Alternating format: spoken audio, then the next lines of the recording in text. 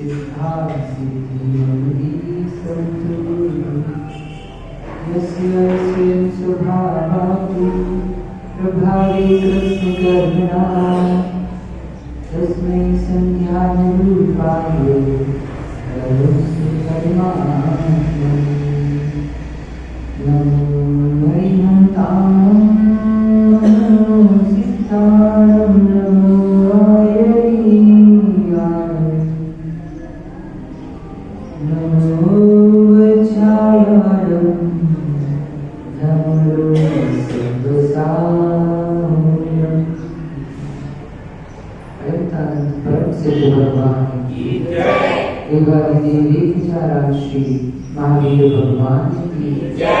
पूज्य अध्यात्म प्रतिष्ठा आचार्य प्रगट श्री पूज्य पाद स्वामी की जय।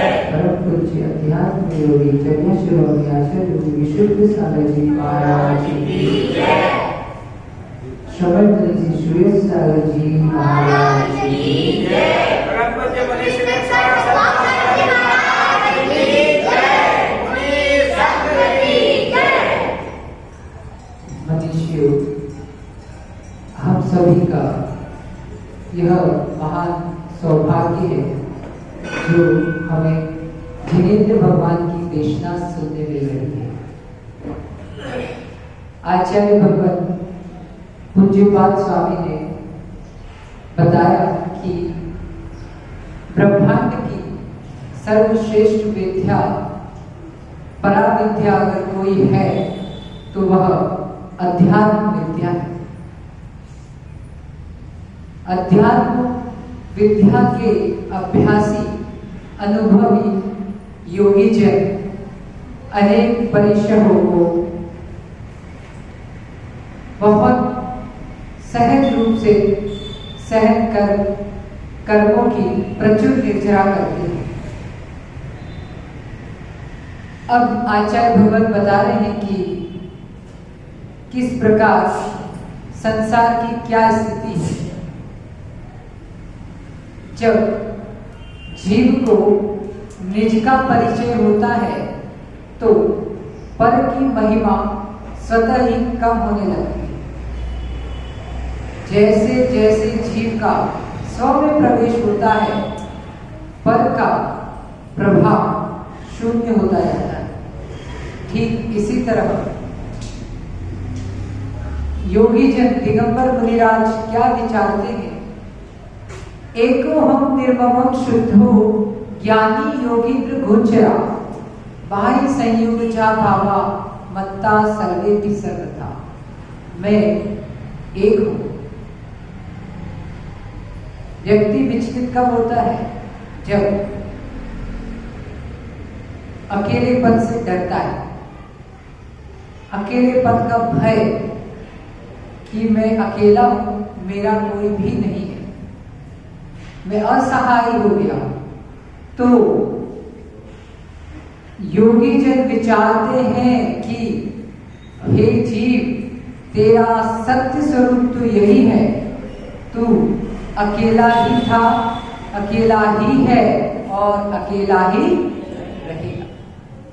एको करेदि कम्मम एको हितधियति संसारे। जीव संसार में अकेला ही कर्मों का फल भोगता है, कर्म करता है और उन कर्म के फल को भी अकेला ही भोगता है। अन्य कोई कर्म के फल को भोगने वाले नहीं है। पुण्य के फल को भोगने वाले संसार में बहुत मिल जाएंगे। क्या? यानी आप धन का अर्जन करके परिवार का पोषण कर सकते हैं, लेकिन जो पाप का अर्जन हो रहा है, वह पाप का अर्जन, जो पाप का फल है, एक बार अपनी देवी से पूछ लेना कि क्या वह पाप का फल भोगने के लिए तैयार होंगे क्या? क्यों माता? इनका जो पाप फल है वो आप लोग हिस्सा बांट करोगे क्या? देखो कितने समझदार हैं। बस यही वैराग्य की एक सत्य अनुभूति है। जैसे जैसे जीव को मालूम चलता जाता है कि संयोगों में सुख तलाशना यह बालू से रेत निकालने की, बालू से तेल निकालने के जैसा है।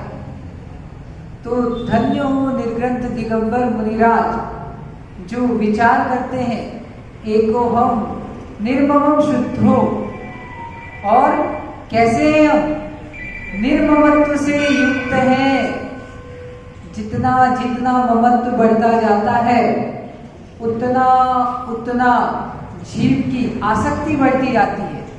आसक्ति बढ़ती जाने पर लाभ होता है तो लोभ बढ़ता जाता है, और हानि होता है तो क्षोभ, अर्थात फ्रस्ट्रेशन, डिसअपॉइंटमेंट बढ़ता जाता है। तो ये मुनिराज जन जो है वह सुख हो अथवा दुख हो, लाभ हो या हानि हो, जीवन हो या मरण हो, सब में एकत्व समता का भाव रखते हैं। प्राणी मात्र के प्रति उपकार के भाव से उनका हृदय लबालब भरा रहता है। जब निश्चय में जाएंगे तो यही कहेंगे कि मैं एक हूं, पर द्रव्य के ममत्व से शून्य हूं। ये सब आपके द्रव्य हैं क्या? नहीं। निश्चय से आपका द्रव्य भिन्न है, इनका द्रव्य भिन्न है। इसी तरह व्यवहार में हम यह कहते हैं कि यह हमारे परिवारजन है, यह हमारे रिश्तेदार हैं, लेकिन निश्चय से मैं एक ध्रुव शाश्वत आत्म द्रव्य हूं। तो सब हमारे कुछ क्षण का संयोग है परिवारजन। कुछ क्षण के बाद हमें नई पर्याय मिलेगी, नए संयोग मिलेंगे, लेकिन कितना दृढ़ विश्वास रहता है एको हम निर्ममम शुद्धो। और जितना जितना हम अशुद्धता पर लक्ष्य करते जाते हैं, जितना जितना हम परेशानियों के बारे में, विकल्पों के बारे में सोचते जाएंगे, वही हमारे चित्त में हावी हो जाते हैं। और यदि हम अपने शुद्ध स्वरूप का श्रद्धान करें, ज्ञान करें, तो हमारा अंतःकरण शुद्ध होता है, मन शुद्ध होता है, और मन के शुद्ध होने से वचन और तन भी शुद्ध होता है। संबंधों में भी सुखद बने का एहसास आता है। आचार्य भगवान कह रहे हैं कि दुख संदोह भागित्वम संयोगादि देना त्यजामेन तथा सर्वम मनोवाक्काय कर्म भी। कि संसारी प्राणियों का जो संयोग है वह तो दुख के समूह का भागीदार बनना है। अब आपने संयोग किया, क्यों? भव्य ज्ञानी। अब कितना भव्य है, भव्य तभी होंगे। हमारे यहाँ भव्य उसे कहा है जो मोक्ष जाने की योग्यता से युक्त हो। अब आपने संसार का संयोग कर लिया है तो संसार की दशा तो क्या है? संसारी प्राणियों को संयोग के कारण दुख के समूह का भागीदार बनना पड़ता है। एक कथा आती है कि संबंधों की क्या विचित्रता है। एक धनपाल नाम का एक सेठ था एक नगर में, और उसकी पत्नी धनश्री थी। उनकी बहुत समय संतान नहीं हो रही थी, तो उन्होंने एक दत्तक पुत्र अपने पास रख लिया गोद से, और कुछ समय बाद उनका खुद का एक पुत्र हो गया।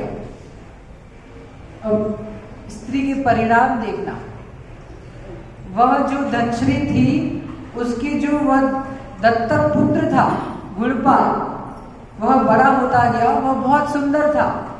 उस मां का अपने पुत्र के प्रति ही वासना के भाव जगने लग गए। और जब वो छोटा था तो उसे समझ में कुछ आता नहीं था, लेकिन वो बड़ा हो गया। इधर उसका जो यथार्थ जो सही पुत्र था, जो उसकी पेट का पुत्र था, वह भी बड़ा होता गया। अब जो पुत्र बड़ा हो गया, खुद का पुत्र, और जो दत्तक पुत्र में उसे वासना के परिणाम थे, तो अपनी वासना की पुष्टि के पीछे उसने अपने सही यानी अपने पुत्र को मारने का प्लानिंग किया।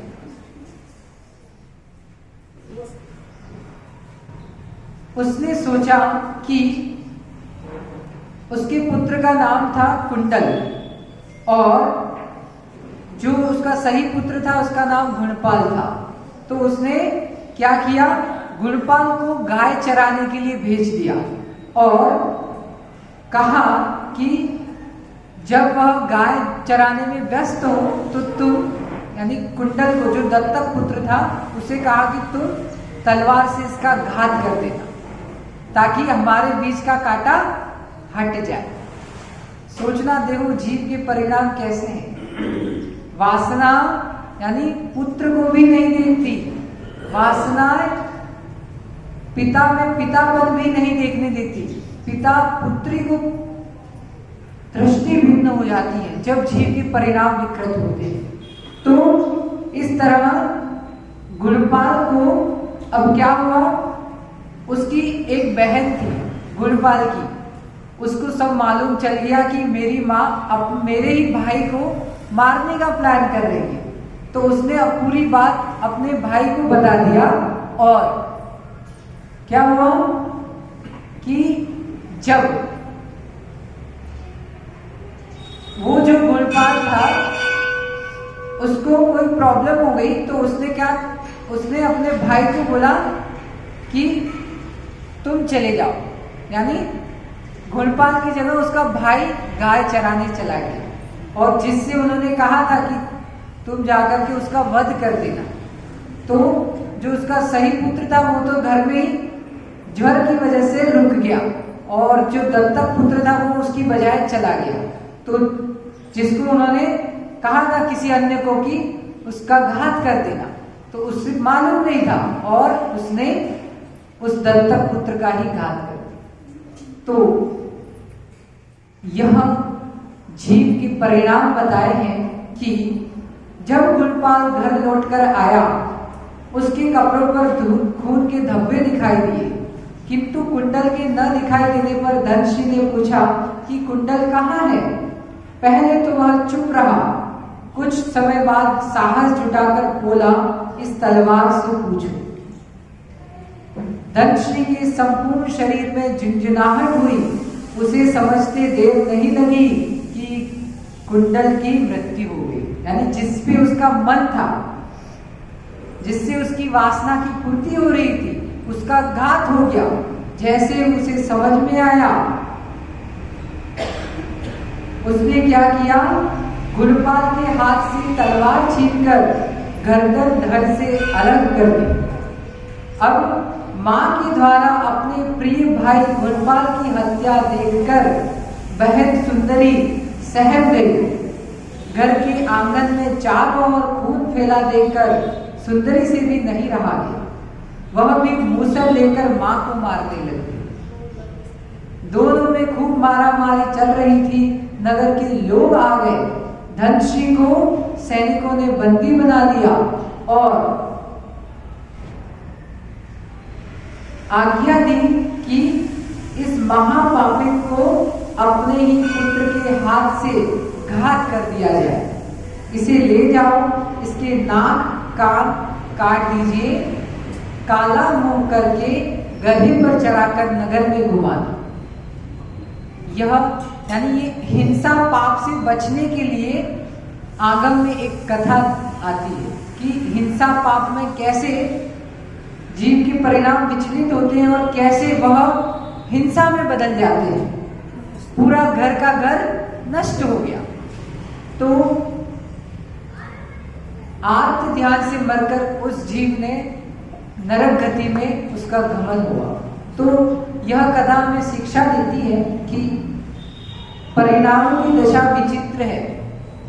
हमारे अंदर ही राम का निवास है और हमारे अंदर ही रावण भी है। तो ये हमारी ड्यूटी है कि हम राम को हमेशा जीवित रखें और रावण को हमेशा सोने दें। राम अगर रहेंगे तो हर जगह मर्यादा का और एक क्या कहते हैं, राम राज्य और प्रजा सुखी। बस तो अपने अंतरंग की राम को हमेशा जीवित रहे और रावण को हमेशा सोने दे, तो हम हिंसा से बच जाएं।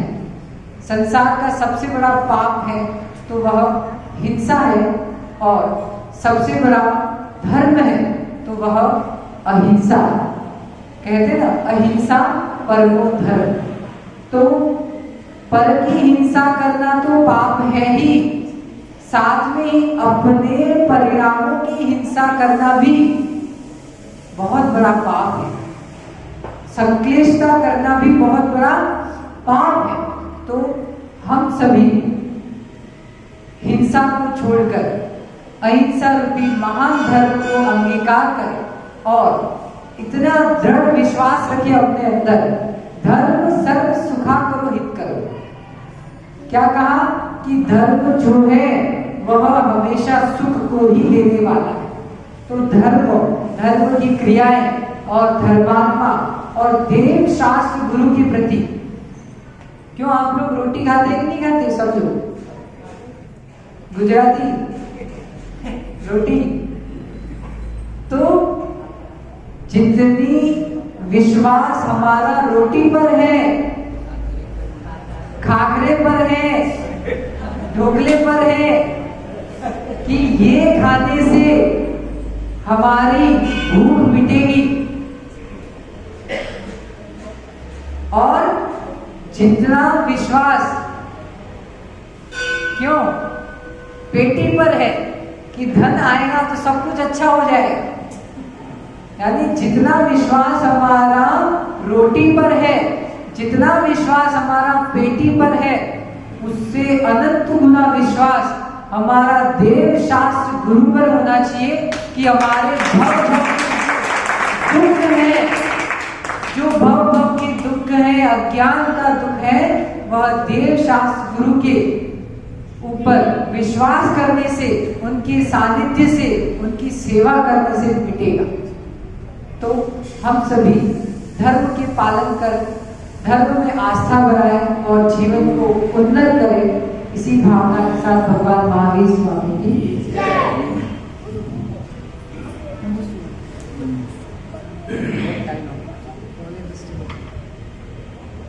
अब मैं मंच पर विराजमान परम पूज्य मुनि श्री सुरेशागिरी महाराज से 3 बार नमो सर्वोद करते हुए नमोस्तु भगवान, नमोस्तु भगवान, नमोस्तु भगवान, और प्रार्थना करता हूँ कि अपनी अमृतमय वाणी से हम श्रावक का मोक्ष मार्ग सफल भी पाते हैं। परम पूज्य मुनि श्री सुरेशागिरी महाराज।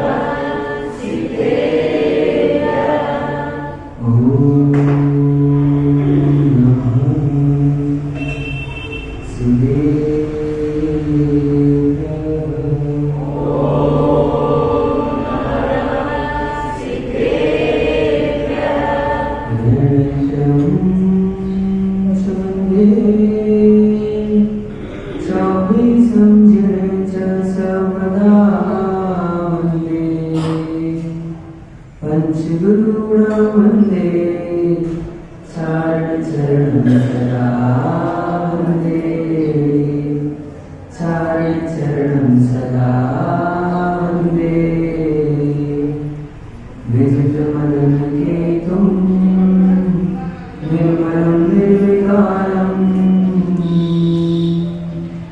रहित सकल संगम संयमा सत्य चित्तम सुनय निर्गुण भावम ज्ञात तत्व प्रपंचम जन्म मरण भीतम सद्गुरु नाम नित्यम जन्म मरण भीतम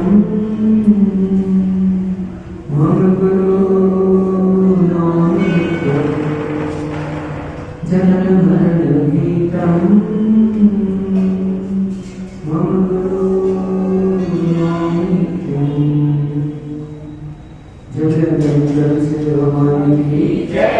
वर्तमान शासन नायक मोहनायक महावीर भगवान की जय। परम पूज्य आचार्य कुंद कुंद स्वामी की जय। परम पूज्य निर्मलाचार्य स्वामी जी महाराज की जय। परम पूज्य आचार्य विशुद्ध सागर जी महाराज की जय। जन्माणी माता की जय। परम पूज्य महाराज की जय। परम पूज्य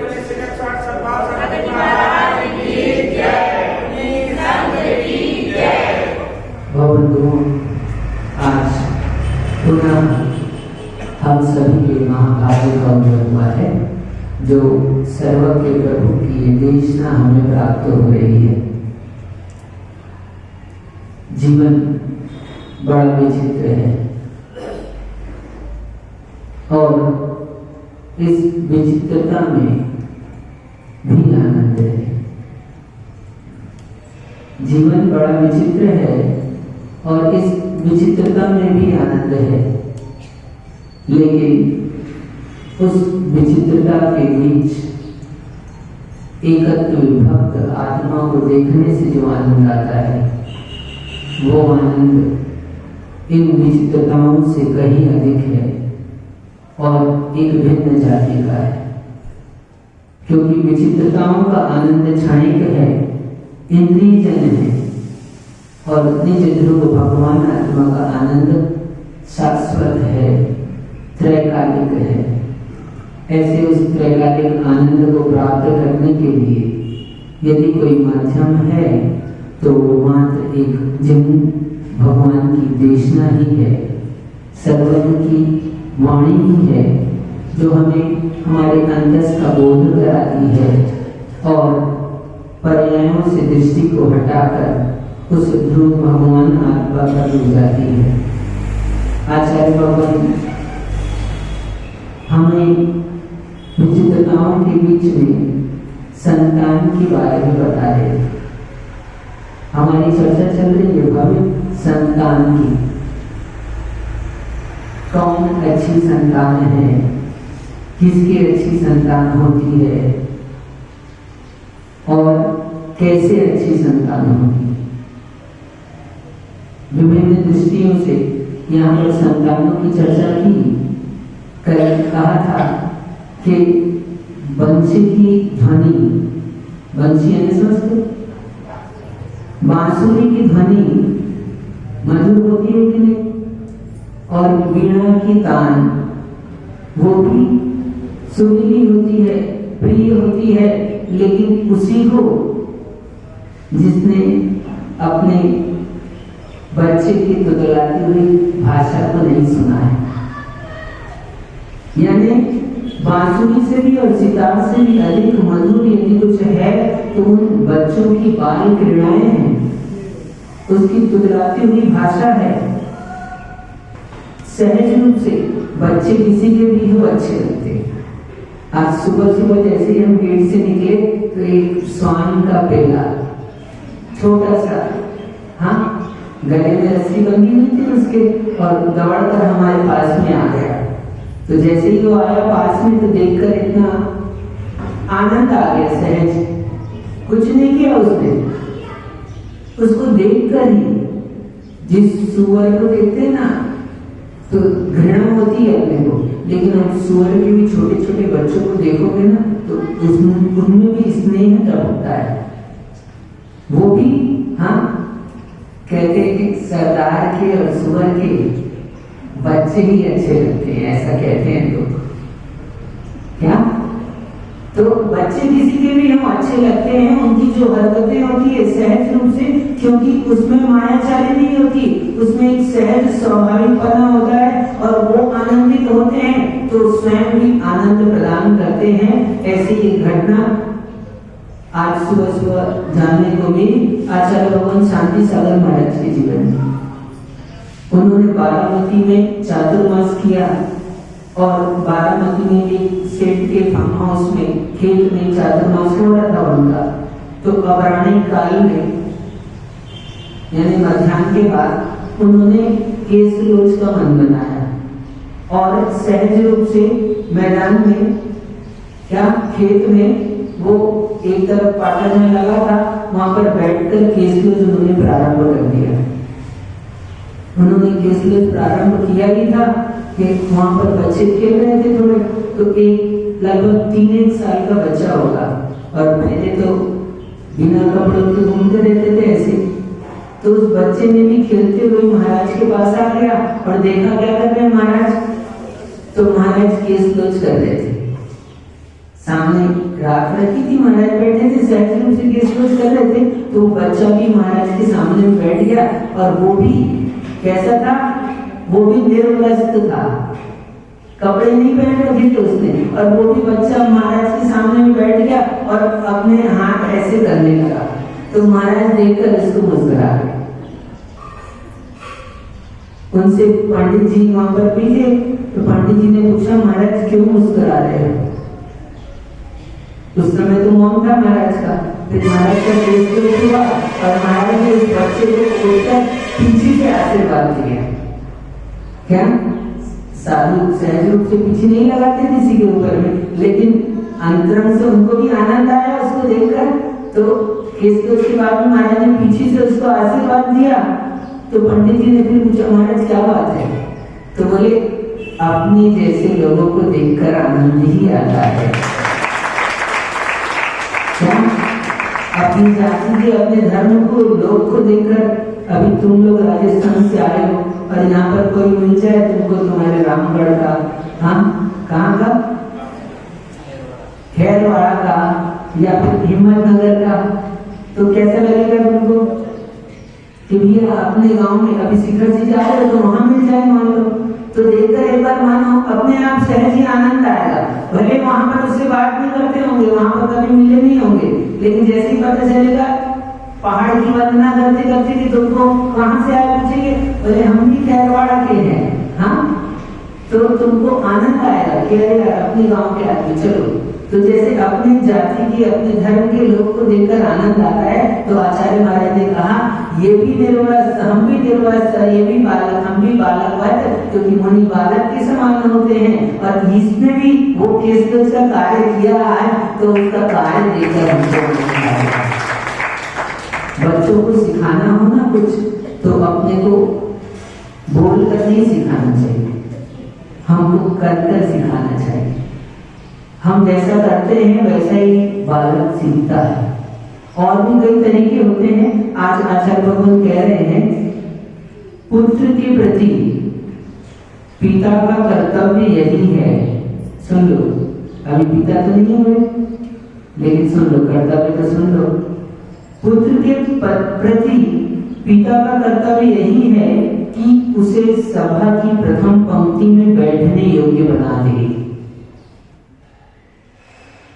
क्या? पिता के बहुत सारे कर्तव्य हमको भान होते हैं, मालूम पड़ते हैं। हम कर्तव्य में यही समझते हैं कि हमने उसको पढ़ा लिखा दिया, हमने उसको शिक्षा दे दी, हमने उसकी व्यवस्था कर दी, हमने उसको खान पान अच्छा उपलब्ध करा दिया। इन सब कर्तव्यों के अलावा कह रहे हैं आचार्य भगवान कि उसको सभा की प्रथम पंक्ति में बैठने योग्य बना दे। बहुत अच्छे से समझना। एक बार की बात है, एक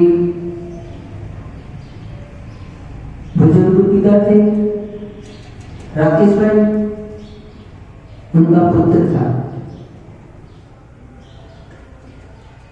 पुत्र युवावस्था की ओर था। पिता उसको बहुत सारे संस्कार देने का प्रयास करते, बहुत कुछ सिखाते, लेकिन फिर भी वो अपनी हरकतों से बाज नहीं आता था।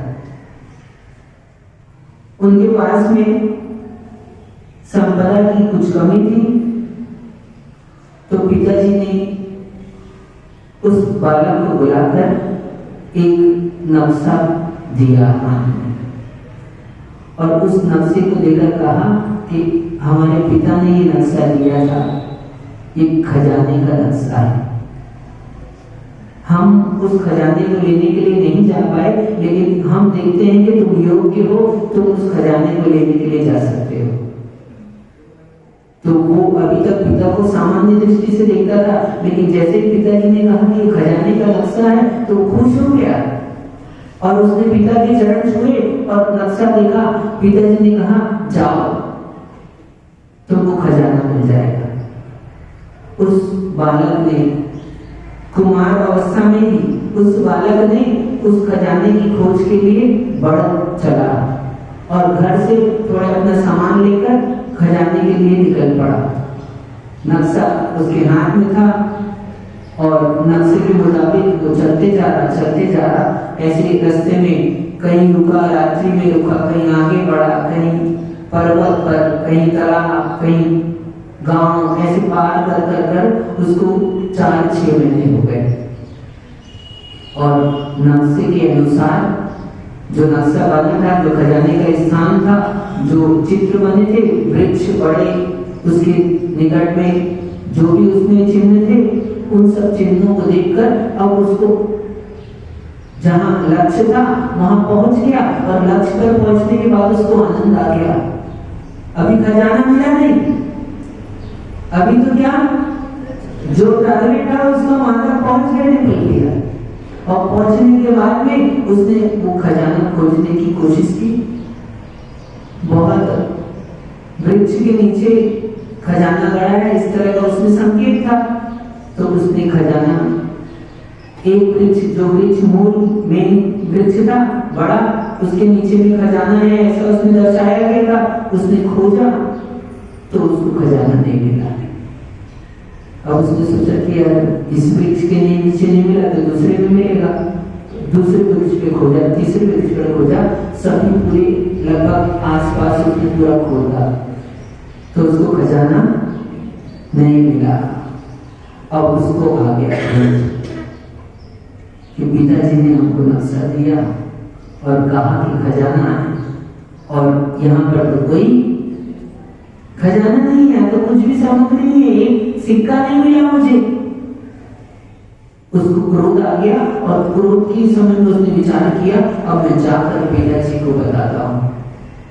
लेकिन वो कई महीनों की यात्रा करके यहाँ पहुंचा था, तो सीधा पहुंचना मुश्किल था। तो अब वो थक हार कर जब नहीं मिला खजाना तो लौट के क्या, चलो भाई अपने घर, ऐसा सोचकर आया। और जैसे ही शाम के समय एक वृक्ष के नीचे विश्राम कर रहा था, तो वहां पर सामान्य रूप से 2 छोटे-छोटे पशु के बच्चे, किसके? पशु के बच्चे 2 खेल रहे थे। जैसे स्वान के बच्चे देखा होगा आपने खेलते कभी, तो वहां खेल रहे थे। तो वृक्ष के नीचे थक गया था और थका हुआ बैठा था, तो बच्चों का खेल देखकर उसको आनंद आ गया। स्वान के बच्चे और बच्चों का खेल देखकर उसको आनंद आ गया। उसको उसकी सारी थकान मिट गई। केवल उस बच्चों के खेल देखने मात्र से उसको आनंद आया, तो आनंद की वजह से उसकी सारी थकान मिट गई। अब उसके मन में जो विचार आया था कि हमारे पिताजी ने बहुत गलत किया है, और अब हम जाकर उनको जवाब देंगे, उनको बताएंगे, या जो भी कहेंगे उनसे झगड़ा करेंगे, वो भावना भी उसकी मिट गई। अब उसको बच्चे का खेल देखने का आनंद आने लगा। तो धीरे से वो वहीं पर विश्राम कर सो गया, और सोते के समय रात्रि, अर्धरात्रि में उसकी नींद खुल गई। और नींद खुली तो देखा आकाश में तारे ही तारे। ठंडी ठंडी हवा चल रही है और तारे तारों का दृश्य देखकर उसको फिर आनंद आ गया। बोले वाह, आज तक मैंने ऐसा दृश्य नहीं देखा। भाभी कभी देखा कि नहीं देखा तुमने? हाँ, आजकल लोगों को तारे देखने नहीं मिलते। क्यों नहीं मिलते? क्यों? दिन में तारे दिखते हैं क्या है महाराज आजकल? हाँ, दिन भर भाग दौड़ होती है, ऑफिस से घर, घर से ऑफिस, है ना? बचा हुआ मिलता है एक आध दिन संडे सैटरडे को, तो वो सोने में निकल जाता है। और सोते भी हैं तो हम कबूतर खाने में, है ना? फ्लैट हमारे सामने विश्वनाथ सागर महाराज थे, वो कहते थे कबूतर खाना है। क्या? जैसे कबूतर रहते हैं एक एक खाने में, ऐसे एक माटी में 10-10, 20-20 फ्लैट रहते हैं। फिर ऊपर नीचे एक एक फ्लोर में 4-4 फ्लैट, अड़ोसी पड़ोसी सब की दीवारें एक दूसरे से लगी हुई, तो कबूतर खाने के जैसा हाल होता है वहां पर। हाँ, इसलिए पहले होता था कि लोग बाहर खाते, बाहर जाते थे और घर में खाते थे। आजकल तो क्या हो गया है, आजकल जहां पर खाते हैं वहां पर जाने की गंध आती है, और जहां पर जाते हैं वहां पर खाने की गंध आती है। अटैच, हाँ, ऐसा फ्लैट में कबूतर खानों में ऐसा ही होता है, क्योंकि कबूतर जहां जाते हैं वहीं पर रहते हैं, वहीं उधर करते रहते हैं। स्वस्थ कैसे रहे डॉक्टर साहब? स्वच्छ भारत तो बना सकते हो, लेकिन स्वस्थ भारत बनाने के लिए आपको प्रकृति के नजदीक आना पड़ेगा। क्या? स्वच्छता बनाना अलग बात है, लेकिन स्वस्थता बनाना अलग बात है। एक बाहरी स्वास्थ्य है, एक भीतरी स्वास्थ्य है। अंतरंग स्वास्थ्य तो प्राप्त होता है जब बाहर स्वच्छता के साथ साथ स्वस्थता बाहर भी हो। ठीक, तो वो ऐसे प्रकृति को देखा, अब उसके भाव बदल गए। जितना ज्यादा प्रकृति के नजदीक रहता है जीव, उतनी ज्यादा परिणामों की विशुद्धता प्राप्त होती है। क्यों? प्रकृति, क्योंकि जैसे प्रकृति प्रकृति में रहती है, वैसे ही साधु भी अपनी प्रकृति में रह पाता है, और प्रकृति से दूर होता है तो विकृति में चला जाता है। अभी तुम जा रहे हो ना पर्वतों की यात्रा करने, तो वहां आनंद लेना, तो ठीक अनुभव करना हर एक बात का। तो वो बालक जो लौट कर आ रहा था, तो अब वो प्रकृति के नजदीक आया, उसने स्वान का खेल देखा, रात्रि में विश्राम किया, तारे देखा, और अब लौटते हुए अब उसके पास में भले खजाने नहीं मिले, लेकिन अब उसके परिणाम बदल चुके हैं। और अब वो गांव में होते हुए भी गांव का आनंद ले रहा है, और नदी तालाब का सबका आनंद लेते हुए जाते समय तो जल्दी जाना था उसको। क्या था उसके दिमाग में? खजाना। लक्ष्य एक था, तो वो कुछ भी रास्ते का आनंद नहीं ले पाया। हम लोग भी लक्ष्य के साथ जीते हैं। हम पुत्र को सिखाते हैं, पिता की कर्तव्य की चर्चा चल रही है, हम पुत्र को सिखाते हैं कि क्या तुमको पढ़ लिख कर डॉक्टर बनना है, पढ़ लिख कर क्या बनना है? इंजीनियर बनना है। और दिन रात उसको पढ़ाई में लगाए रहते हैं, ऐसा कि उसको बाकी चीजें, जीवन 25 वर्ष निकल जाते हैं, लेकिन जीवन क्या होता है ये पता नहीं चल पाता। आश्चर्य मत समझना, वास्तविकता बता रहे हैं आपको वर्तमान की। यद्यपि आप सब परिचित हैं, 25 वर्ष हो जाते हैं, लेकिन 25 वर्ष पूरे उसने क्या स्कूल की पढ़ाई में और कॉलेज की पढ़ाई में निकाल दिए, लेकिन पढ़ने से जीवन का अनुभव प्राप्त नहीं हो पाता। और लक्ष्य ही मात्र जीवन नहीं है। लक्ष्य होना अच्छी बात है, बिना लक्ष्य के व्यक्ति बिना एड्रेस के लिफाफे की तरह है। हाँ, इधर उधर कहां जाएगा, कोई ठिकाना नहीं है। तो बिना लक्ष्य के, बिना एड्रेस के लिफाफे की तरह है। लक्ष्य बनाना अच्छी बात है, लेकिन लक्ष्य बनाने के साथ में जीवन के आनंद को मत भूल जाओ। यदि हम अपने बच्चों को कुछ लक्ष्य निश्चित कर दे रहे हैं, शिक्षा के क्षेत्र में आगे बढ़ाना चाहते हैं, तो उनको जीवन भी सिखाओ। यदि जीवन नहीं सिखाओगे तो लक्ष्य प्राप्ति के बाद में भी उनको शांति और सुख नहीं मिल पाएगा, वो आनंद नहीं ले पाएंगे। अच्छी अच्छी पोस्ट में, बड़ी बड़ी कंपनियों में काम करते हैं लोग, करोड़ों रुपए का उनका पैकेज होता है, लेकिन फिर भी उनका तनाव कम नहीं हो पाता, क्योंकि मनुष्य एक सामाजिक प्राणी है और समाज के बीच की व्यवस्थाओं को नहीं जाने, परिवार के रिश्ते नातों को नहीं जाने, तो वो जी नहीं सकता है बिना तनाव के।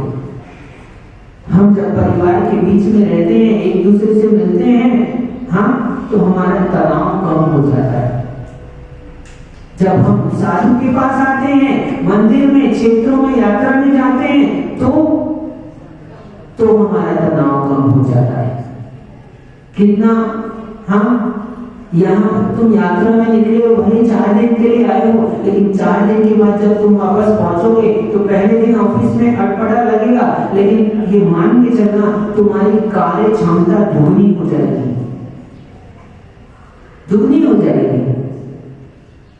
आज छोटे परिवार में रहने से लोगों को चाचा, बुआ, फूफा, ताऊ आदि संबंधों का ज्ञान नहीं हो पाता है। केवल स्कूल की पढ़ाई में लगे रहता है और लगे उसको इतने साल निकल जाते हैं कि अब उसके बीच में, उनके संबंधों के बीच में बहुत डिस्टेंस हो चुका है, अब उनका संपर्क नहीं है ज्यादा। यद्यपि मोबाइल के माध्यम से, कहीं व्हाट्सएप के माध्यम से संपर्क हो जाए, लेकिन वो संपर्क एक अलग बात है, और साक्षात मिलकर जो अनुभव में आता है, संबंधों का संपर्क, जो रिश्तों की महक आती है, वो महक उसके जीवन में नहीं आ पाती। तो जब वो लौट रहा था, तो लौटते लौटते सारी प्रकृति का आनंद उसे प्राप्त हुआ, और जब लक्ष्य था तो सब चीज के बीच में से ही गया। व्यक्ति बड़ा हुआ 25 साल का, तो घर परिवार में रहते हुए भी परिवार की संबंधों में, रिश्तों में उसकी दृष्टि नहीं थी। उसकी दृष्टि कहाँ थी? केवल लक्ष्य पर थी, केवल खजाने पर थी। ऐसे ही यदि हमने अपने बच्चे को लक्ष्य बांध दिया है और केवल शिक्षा के ही क्षेत्र पर उसका ध्यान दे रहे हैं, बाकी चीजों पे ध्यान नहीं दे रहे हैं, तो आप अपने बच्चों को सभा की प्रथम पंक्ति में बैठने वाला नहीं बना सकते। यद्यपि वो डिग्री लेकर बैठ जाए, लेकिन जीवन का आनंद प्राप्त नहीं कर सकता। जीवन का आनंद तो उसी को मिलता है जिसने जीवन जिया है। हर कुछ हम पुस्तकों से नहीं सीख सकते, हर कुछ हम डिग्रियों के माध्यम से नहीं जान सकते। जो चीजें परिवार के बीच में, समाज के बीच में रहकर सीखी जाती है, वो पुस्तकों से नहीं सीखी जा सकती। ये अनुभव की बात है। तो आचार्य भगवान यहाँ पर इसलिए कह रहे हैं कि पुत्र के प्रति पिता का कर्तव्य क्या है कि उसे सभा की प्रथम पंक्ति में बैठने योग्य बनाए और उसको जीवन जीने की कला सिखाए। केवल शिक्षा उपलब्ध करा देना ये पिता का कर्तव्य नहीं। केवल साधन उपलब्ध करा देना ये पिता का कर्तव्य नहीं है। इससे कहीं बढ़कर उसको जीवन की अहमियत बता देना, जीवन क्या होता है ये बता देना, ये पिता का कर्तव्य है। हम लोग वास्तव में इस भौतिक युग में भाग दौड़ में पैसे के पीछे, हाँ, और एक अच्छा स्टेटस प्राप्त करने के चक्कर में, हम एक अच्छी इमेज बनाने के चक्कर में सारी चीजों से दूर हो रहे हैं धीरे धीरे। लगता है तुमको ऐसा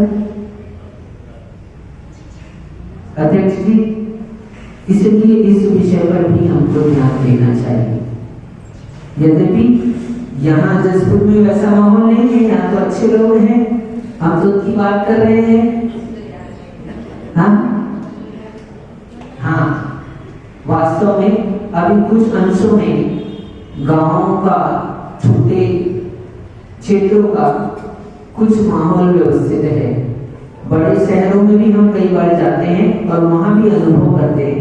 वहां भी हमको समाज में रहने वाले लोग सब मिलते भी हैं, ऐसा नहीं मिलते नहीं, लेकिन जो प्रेम, जो स्नेह गांव में मिलता है, हाँ, वो शहर में नहीं मिलता है। आज जसपुर के बाहर से इतने सारे लोग यहाँ पर आए, अतिथि बनकर आपके यहाँ आए, और यहाँ पर आपने जो आतिथ्य सत्कार किया उनका, तो वो लोग हमसे स्वयं कहकर गए, महाराज बोले क्या? बोले हमको लगता ही नहीं कि हम दूसरी जगह आए हैं, यहाँ तो एक परिवार के जैसे लोग रहते हैं। यहाँ लोग समाज में, नहीं तो हर जगह जाओगे तो वहाँ कब तक मिलते हैं? थोड़ी देर मंदिर में मिल लिया जरा सा, उसके बाद में सब, और वहां पर व्यवहार कैसा होगा? वहां सब व्यवस्थाएं मिलेगी तुमको, कमी नहीं होगी व्यवस्थाओं में, लेकिन व्यवस्थाओं मात्र से काम नहीं होता। अभी भी जो यात्री आते हैं और अंदर से कहते हो कि भैया देख लो, अच्छा नहीं तो हमारे घर चलो बाप, तो हाँ, तो ये जो भाव है ना, ये भाव बताते हैं कि भैया देखो क्या होता है। आप स्थान का नाम नहीं कहता हूँ, 4 युवा आए थे, वो लोग हमारे पास में रात में भैया वृत्ति की, उन्होंने एक दिन रुके और उसके बाद में हमसे बोल कर गए, आपसे नहीं बोलते हो? बोले महाराज, बोले मजा आ गया। क्या? उन्होंने अपनी भाषा में कहा, क्या कहा? बोले महाराज मजा आ गया। मैं बोला मौन था मेरा, तो मैंने इशारा किया, क्या बात है, क्यों आ गया मजा? बोले महाराज सही में हम लोगों के आनंद नहीं आता है। उसने कहा क्या?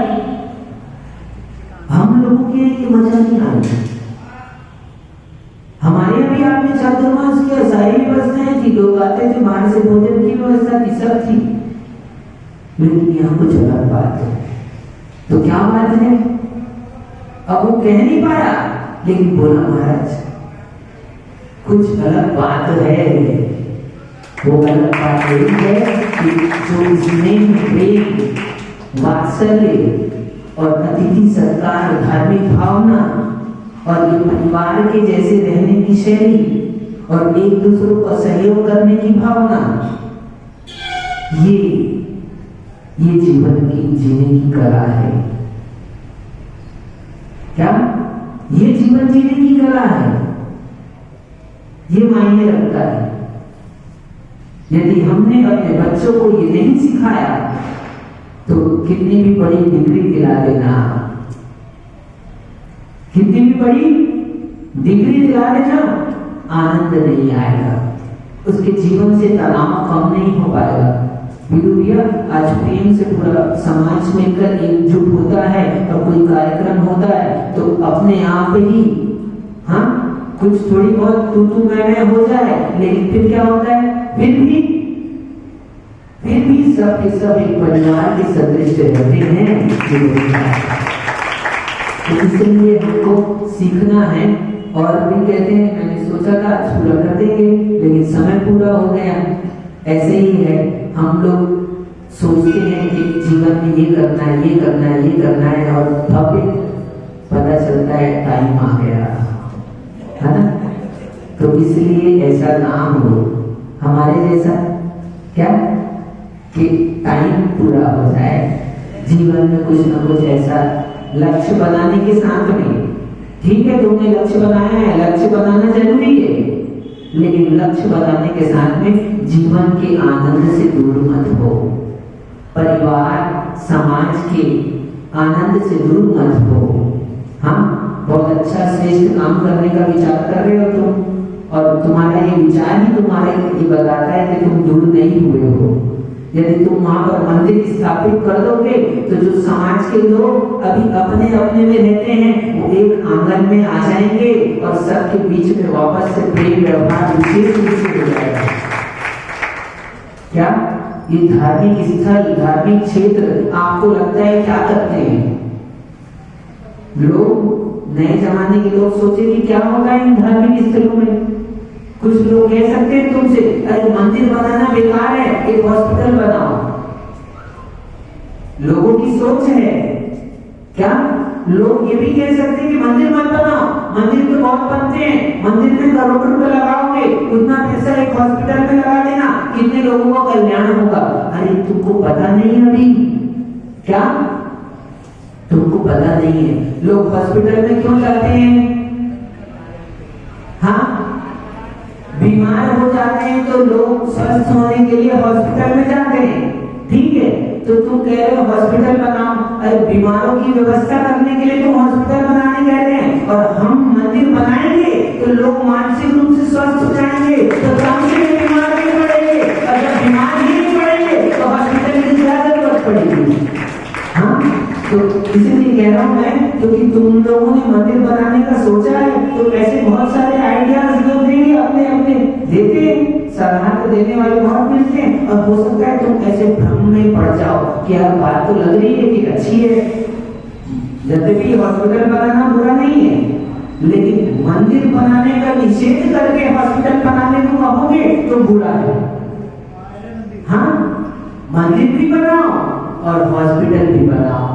मंदिर में मन की स्वस्थता प्राप्त होती है और हॉस्पिटल में तन की स्वस्थता प्राप्त होती है, लेकिन मन स्वस्थ होगा तो तन बीमार हो ही नहीं सकता है, हो ही नहीं सकता। इसलिए मंदिर के विचार और समाज को एकजुट करने के विचार, परिवार को एक साथ करने का विचार, यही जीवन जीने की कला है, तुमको आती है, बहुत अच्छी बात है। अपने बच्चों को भी क्या, अपने बच्चों को भी ऐसे संस्कार देना, केवल गोल, केवल लक्ष्य मत बनाना, अच्छा क्रिकेटर बनाने का, अच्छा नेता बनाने का या अच्छा डॉक्टर बनाने का केवल विचार मत देना, उन विचारों के साथ में अच्छा जीवन जीने का भी विचार उनके बीच में पैदा करना, तब आप मानेंगे कि आप श्रेष्ठ पिता हैं। नहीं तो होगा ये कि पिता तो हो जाओगे लेकिन पिता का आनंद नहीं आएगा। हाँ, पिता तो हो जाओगे लेकिन पिता बनने का आनंद नहीं आएगा, क्योंकि वो तो अपने लक्ष्य में लगा रहेगा, और लक्ष्य मिलने के बाद में बस तुम देख रहे हो क्या होता है, जो होता है सो होता है, लेकिन तू क्यों रोता है? तो मत रोना, चिंता मत करना, हम अच्छे संस्कार देंगे, अपने कर्तव्यों का पालन करेंगे, तो हम उनको अग्रिम पंक्ति में बैठने योग्य अवश्य बनाएंगे। ऐसी भावनाओं के साथ जब भी आचार्य भगवान विशुद्ध सागर जी महाराज